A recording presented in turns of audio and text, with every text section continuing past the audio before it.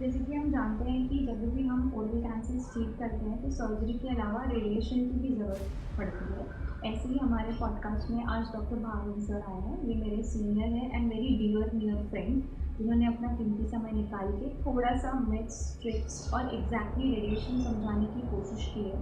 मेरे सारे पेशेंट्स जो मेरे से ट्रीटमेंट ले रहे हैं और अंडरगॉन रेडिएशन है, थोड़ा बहुत डिप्रेस हो जाते हैं कि इतना लंबा उनका ट्रीटमेंट जर्नी है।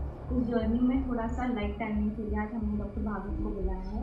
आई होप आपको ये अच्छा लगे। Please subscribe, like and do share my channel. Thank you. Sir, oral cancers radiation के साथ साथ कीमो भी लगता है और सर्जरी सिर्फ एक इलाज नहीं होती है, अगर आपका स्टेज पर भी डिपेंड होता है।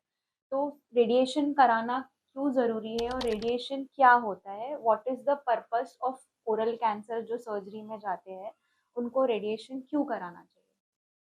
तो पहला चीज़ तो जो मैं सबको कहना चाहता हूँ कि कैंसर का बीमारी ऐसा है जहाँ पे बहुत सारा टाइम पे एक ही टाइप का ट्रीटमेंट उसका पूरा इलाज नहीं होता।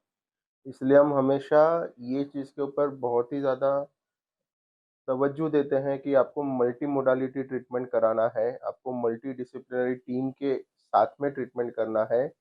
जैसे आपने कहा कि सर्जरी हो गया, बट सर्जरी के बाद में कुछ पेशेंट होते हैं जिनको उनका स्टेज के हिसाब से या कुछ फाइंडिंग्स के हिसाब से रेडिएशन प्लस माइनस कीमोथेरेपी का हम प्लान करते हैं। अब जब मैं रेडिएशन का बात करूँगा तो आई एम श्योर कि हर एक पेशेंट जिसका आप सर्जरी करते हो उसको आपने CT scan, PET scan, MRI कुछ ना कुछ कराने के जी, लिए कहा होगा। यस। तो ये जो सीटी स्कैन होता है वहाँ पे जो सीटी स्कैन बनता है वो लो एनर्जी के एक्स-रेज़ यूज़ करके बनता है।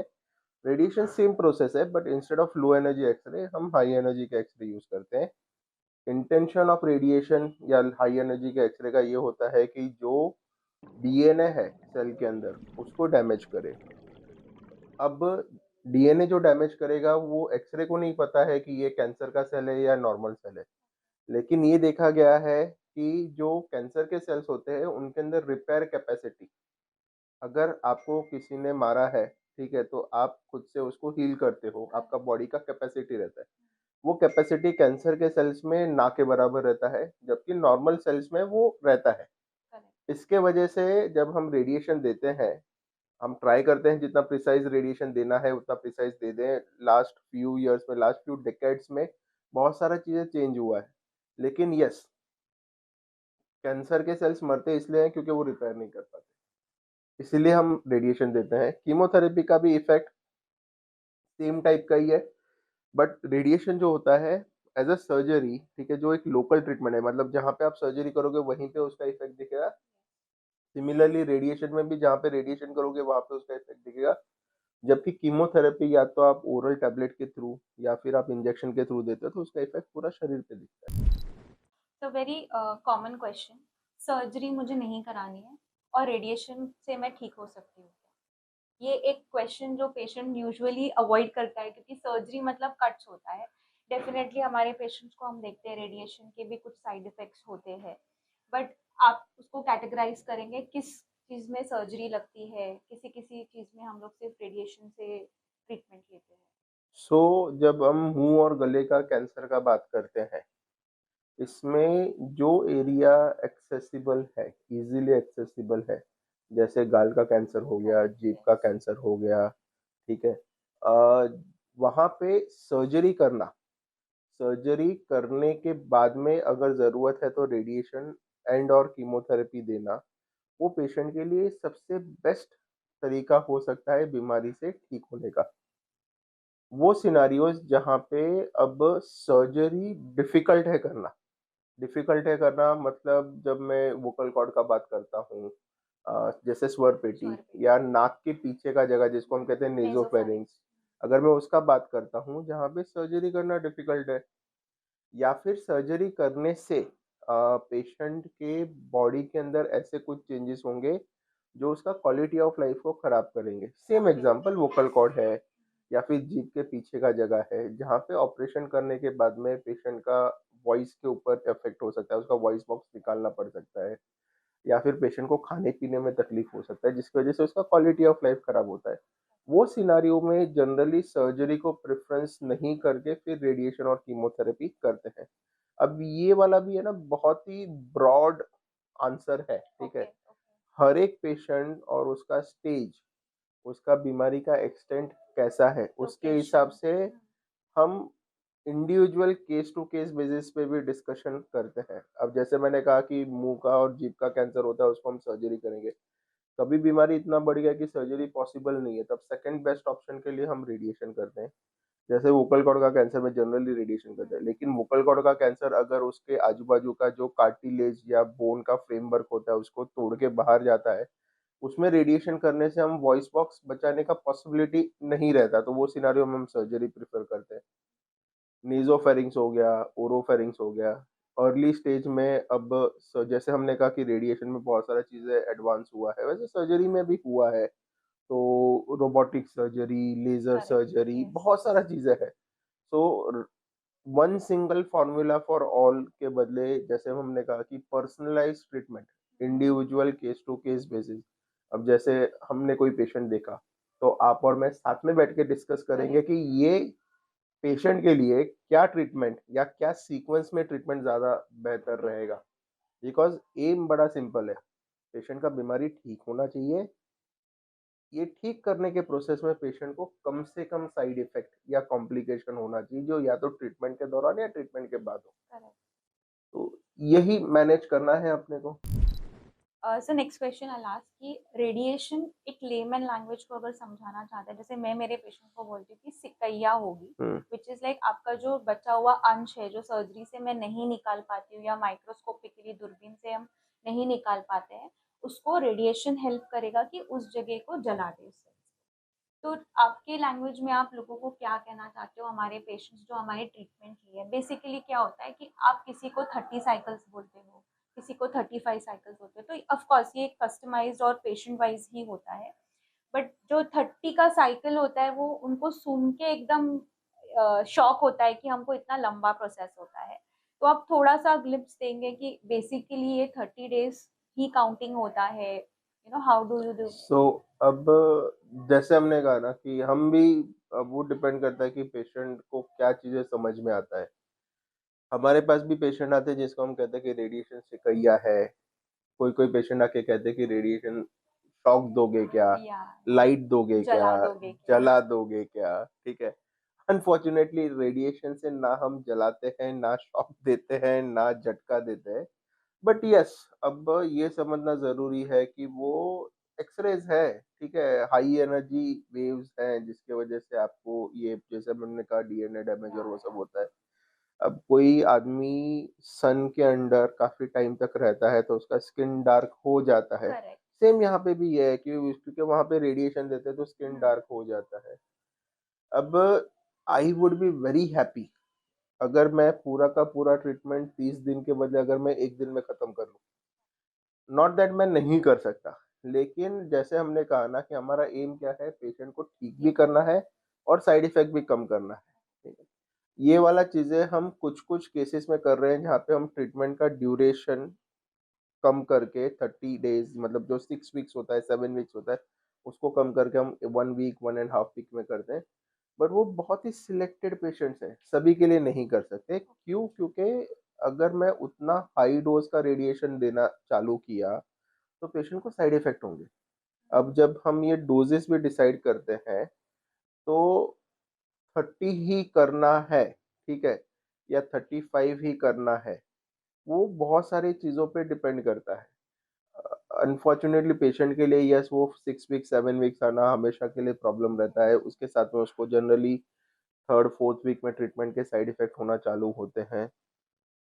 हमारे पास एडवांटेज आज के डेट में ये है कि इतना सारा नया-नया एडवांसमेंट हुआ है, जो अभी हम रिसेंट मशीन्स यूज़ करते या हैं, जो टेक्निक्स यूज़ करते हैं, उसमें पुराने ज़माने के जो साइड इफ़ेक्ट होते थे, बहुत पेशेंट आते हैं कि सर हमने देखा है कि पेशेंट को रेडिएशन दिया और उसके बाद में पेशेंट का स्किन एकदम काला हो गया, बाल जैसा काला हो गया। तो मैं कहता हूँ कि आज के डेट पे ऐसा नहीं होता। आई एम सॉरी, मैं हर एक पेशेंट को कहता हूँ कि डार्कनेस ऑफ स्किन होगा, but it is a reversible side effect, जो ट्रीटमेंट खत्म होने के बाद में 2 से 4 हफ्ते में मेजॉरिटी ठीक हो जाता है, ठीक है?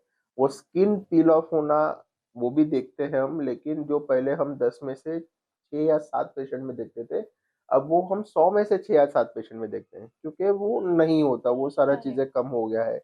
म्यूकोसाइटिस, मुँह में छाले पड़ना, ठीक है? कम खाने निगलने में भी तकलीफ होती है वही पेशेंट को। छाले पड़ते हैं तो खाना नहीं खा पाते या खाना नहीं निकल पाते, करेक्ट। बट वो भी कम हो गया है। अम, इफ एक्चुअली में जब ट्रीटमेंट किया जाता है, तब जो पैरोटिड्स होते हैं, जहाँ से थूक बनता है, जो खाना निगलने में फाइनली हेल्प करता है, या जो डार्स मसल होते हैं, जो डिस्पेजिया एसोसिएटेड मसल्स होते हैं, जो बेसिकली swallowing चीज़ें। स्वॉलोइंग मसल्स होते हैं, उनको स्पेसिफिकली स्पेयर किया जाता है कि वहाँ पे हाई डोज़ का रेडिएशन ना जाए। तो उसके वजह से ये जो साइड इफ़ेक्ट्स है वो कम हो, वी आर ऑल्सो लर्निंग, ठीक है? ओके। जो चीज़ें 50 साल पहले हुई थी, वो अभी नहीं होती। अब मैं इसका सबसे मेरा पर्सनल एग्ज़ाम्पल अगर मैं देना चाहूँ, तो मेरे नाना जी, जब मेरी मदर का उम्र कुछ तो आई थिंक 10-12 इयर्स हुआ होगा, स्मोकर थे, तो उनको हेड नेक कैंसर हुआ, उनको नेक नोड्स थे, वो टाटा में आए, और ये हम बात कर रहे हैं अप्रॉक्सिमेटली 1970s की, ओके। ठीक है? ओके। टाटा में आए, टाटा में रेडिएशन कहा गया, उन्होंने मेरे ख्याल से 7-8 या 10 रेडिएशन लिए होंगे, जो गाँठ था वो फूट गया। बिकॉज़ तभी कॉन्टैक्ट रेडिएशन हुआ करता था, हाँ। तभी वो केवी एक्स-रेज़ से रेडिएशन होता था, ठीक है? या उसका पेनिट्रेशन अच्छा नहीं था, तो तब वो साइड इफ़ेक्ट होता था। उसके चक्कर में अगर कोई आज मुझे कहता है कि आज का भी रेडिएशन ऐसा होगा, तो मैं कहूँगा कि यार सर आप पागल हो गए हो। तभी मोबाइल फ़ोन नहीं हुए थे, तभी वो लैंडलाइन फ़ोन होते थे, अब हमारे पास मोबाइल फ़ोन है, अब हमारे पास सैटेलाइट फ़ोन लॉन्च होने वाला है, ठीक है? तो अगर वहाँ पे चीज़ें चेंज हुई, तो यहाँ पे भी चीज़ें चेंज हुई है।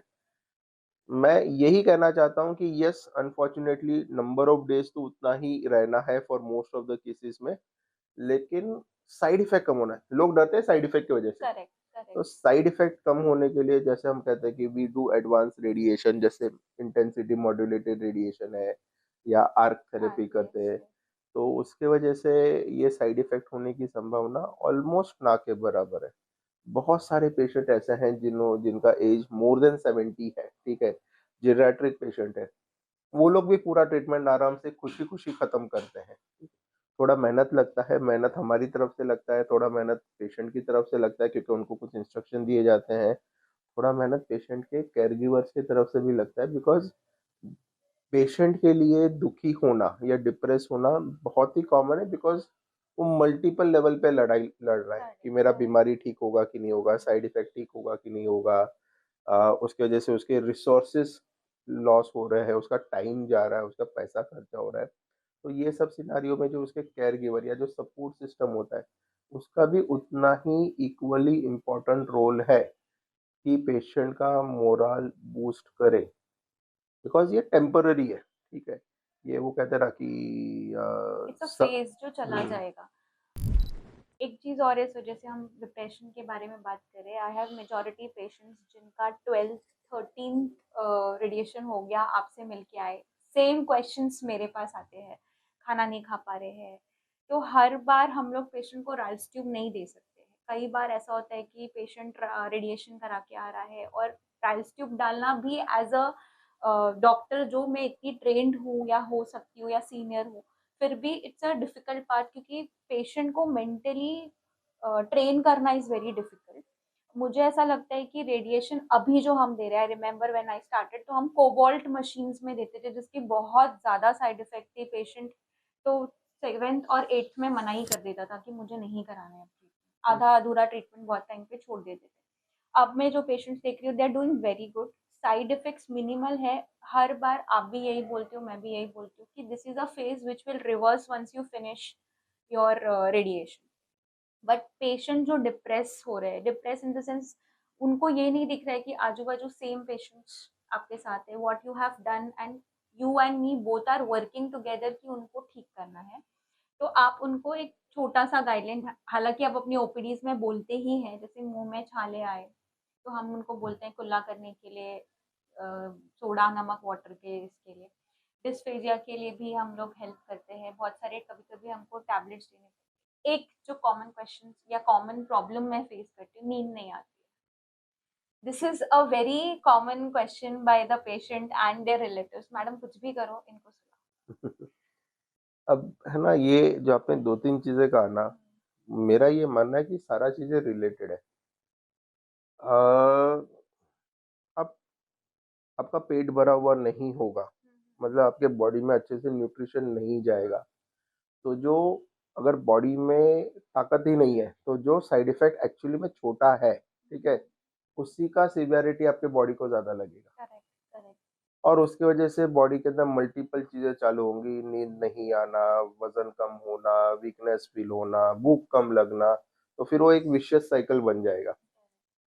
अ, जो राइस ट्यूब वाला एक ऐसा चीज़ है कि न्यूट्रिशन इज़ वेरी इम्पोर्टेंट, ठीक है? Unfortunately I generally don't believe on the in the Ryle's tube, okay, okay. That is the problem. अब वो कै डोंट बिलीव मतलब सभी को राइस ट्यूब नहीं होना चाहिए, जो करेक्ट, मुँह से यस, ले रहे हैं यस। वो ले लो। जब वो मुँह से नहीं ले पा रहे हैं तब आप उनको मेडिकेशंस दे दो, ठीक है?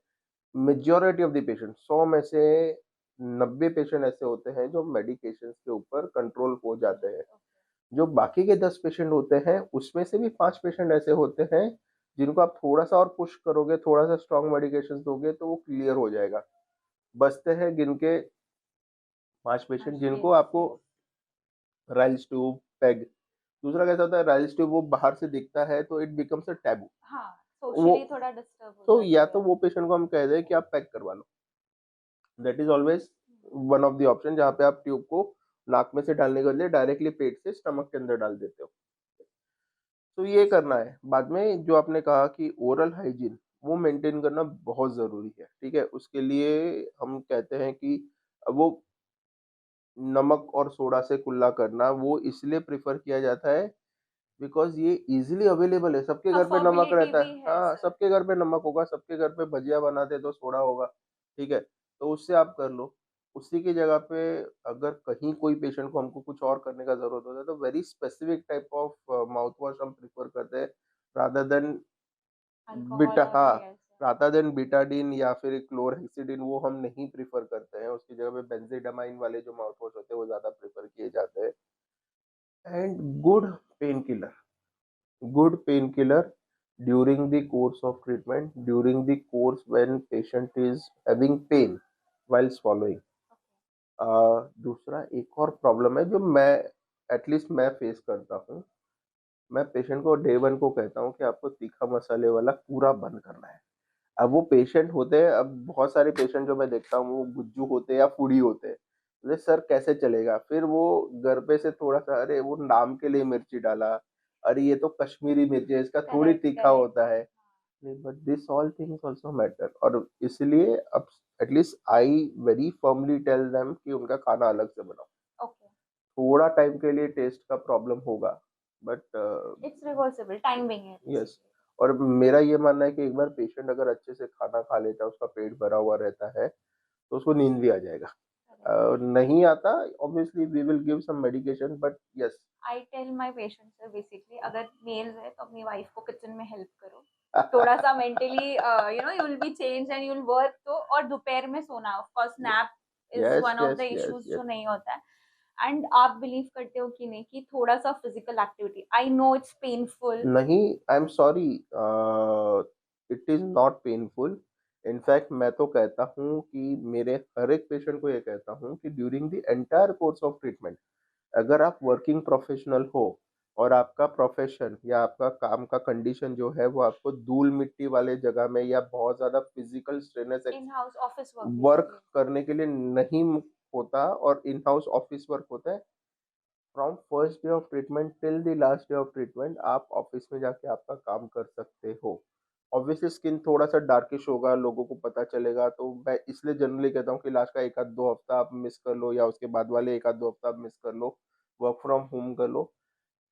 एवरी सिंगल पेशेंट जिसको मैं कहता हूँ कि ट्रीटमेंट 10 मिनट का है, दिन के अंदर 10 मिनट का करेक्ट, ट्रीटमेंट यस। है।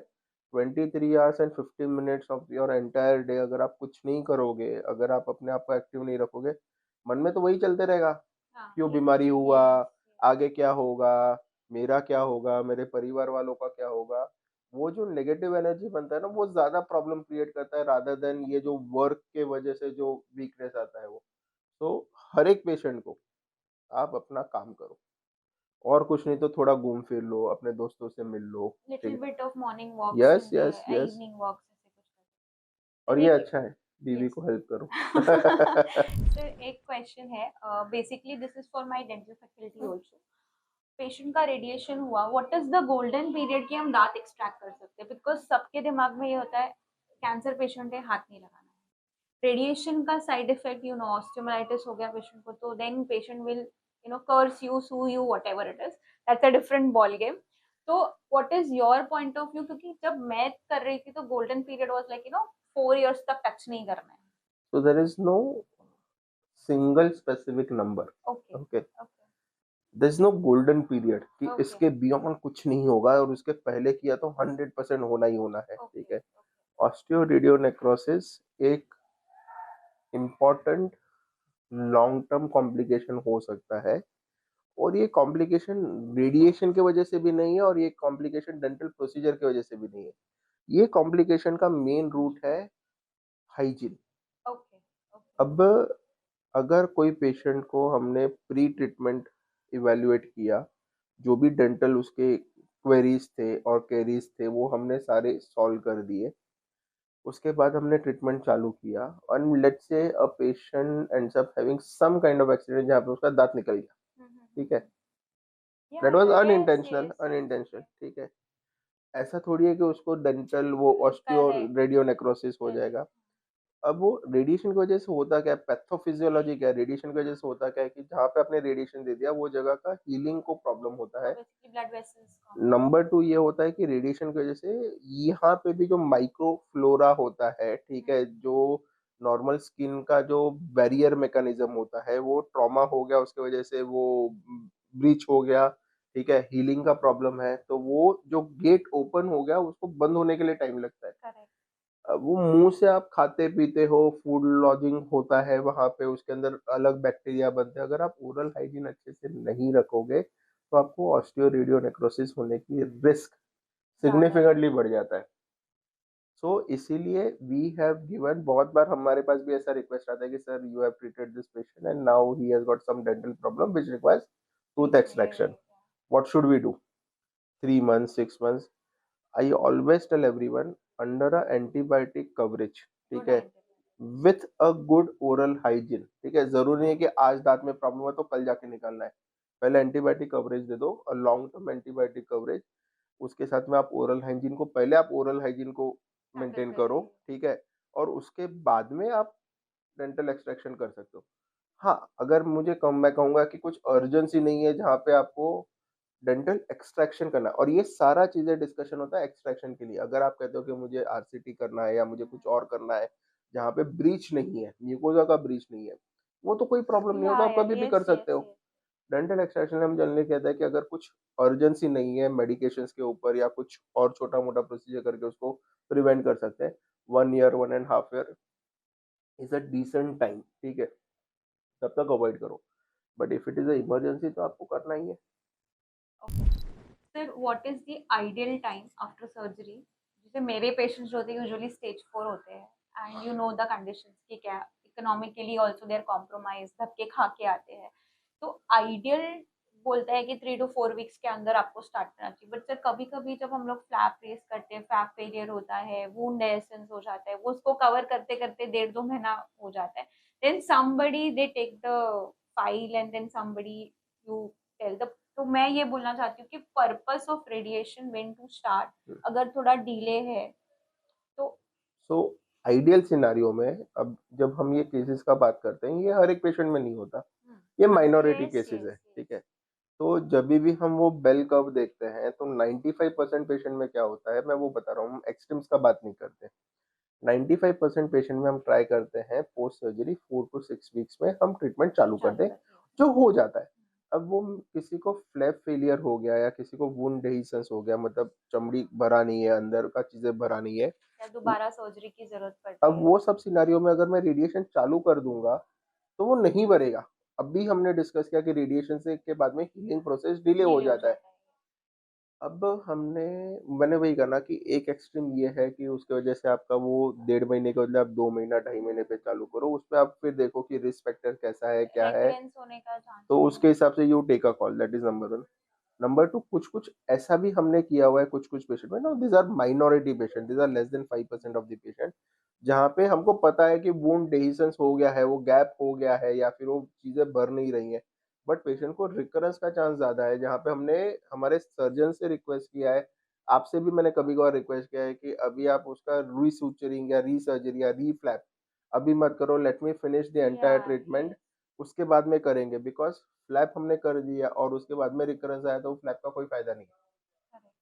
तो ये भी है, तो इस वो ये 5% केसेस में तो हमें individual patient to patient decision लेना है, बट आइडियल सिनारियो ये होता है कि आप 4 to 6 वीक्स में अगर ट्रीटमेंट चालू कर दो, that is a good enough number. जैसे मैंने कहा ना कि यहाँ पे ऐसा कोई रूल नहीं है कि अगर 5 वीक्स और 6 डेज में ट्रीटमेंट चालू किया तो पेशेंट पूरा ठीक हो जाएगा, और 6 वीक्स और 1 डे पे ट्रीटमेंट चालू किया तो पेशेंट पूरा ठीक नहीं That तो होगा। डिपेंड सर, आप किस स्टेज में डॉक्टर के पास आ रहे हो, how bad you are with the habits, ये सब। बहुत सारा चीजें वही। Correct. Very last question sir, क्या मैसेज देना चाहते हो टू ऑल द पेशेंट्स जो अभी भी हैबिट कर रहे हैं? For example, one of the कल का ही केस मैं आपको बताती हूँ। पेशेंट का सीएल लैरिंक्स स्वर पेटी का कैंसर था, 2023 में रेडिएशन कीमो हो गया। ही वॉज अ स्मोकर, बीड़ी पीते थे। हम्म, अब उन्होंने तंबाकू खाना चला गया, तो अब लेफ्ट साइड में उनको टंग में अल्सर आ गया, which we need again biopsies, MRI, पूरा सीक्वेंस फिर से चला हम्म, जाता है। तो ऐसे पेशेंट्स को आप क्या मैसेज देना चाहते बहुत सारे पेशेंट देखता हूँ मैं ऐसे, फॉरगेट अबाउट पेशेंट, मैं तो एंड थोड़ा सा I am very sensitive with respect to this things, my nose is very sensitive. हैं? ओके। ये लास्ट वीक का ही बात है, एक पेशेंट है, वो उसका अपना फादर के लिए, मतलब पेशेंट फादर है, ठीक है, वो अपने लड़के के साथ में आया था, तो फादर के लिए ट्रीटमेंट हो गया, आई थिंक 1.5 ईयर का फॉलोअप हो गया था, वो आया था चेकअप कराने के, सब कुछ ठीक है। एंड मैं जब बात कर रहा था, अब रियलाइज कि यार वो स्मोकिंग का स्मेल आ रहा है, तो मैंने उसके लड़के को पूछा, तुम स्मोक कर रहे हो, तुम स्मोक करके आए हो?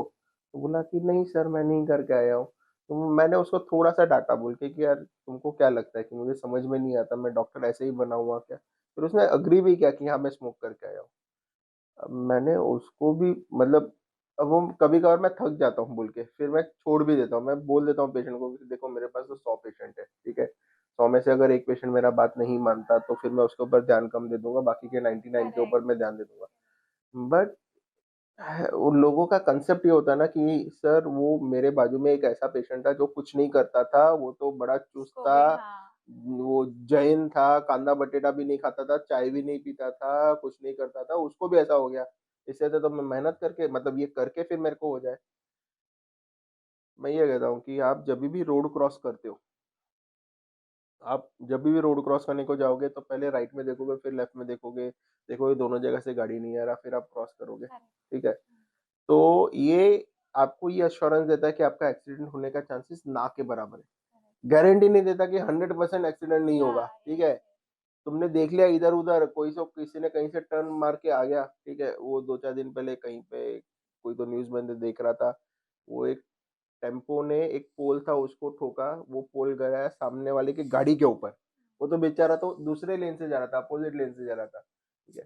तो रिस्क बहुत कम है अगर आप ये सब करते हो, ठीक है, आजू बाजू में देखते हो, मतलब आप अपने आप का ख्याल रखते हो। तो उसी की जगह पे अगर आप आंख बंद करके मोबाइल पे रील्स देखते देखते अगर आप क्रॉस कर रहे हो, जरूरी थोड़ी है कि आपका एक्सीडेंट होने वाला है, करेक्ट। रिस्क बढ़ जाता है, it is all about risk, ठीक है।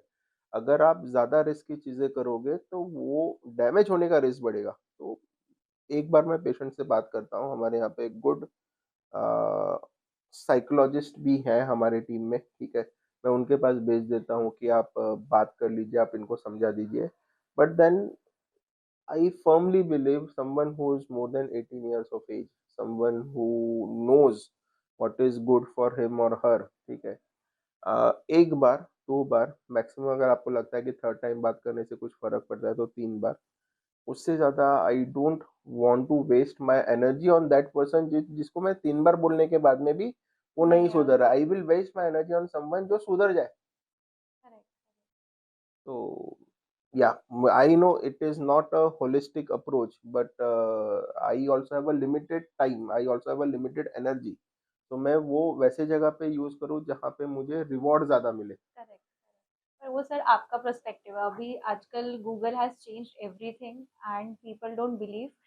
But thank you so much sir, आप आए हमारे साथ बात करने के लिए। We will put more points, अगर कोई क्वेरीज होगा तो definitely will put sure, on it. And thank you so much for your thank you.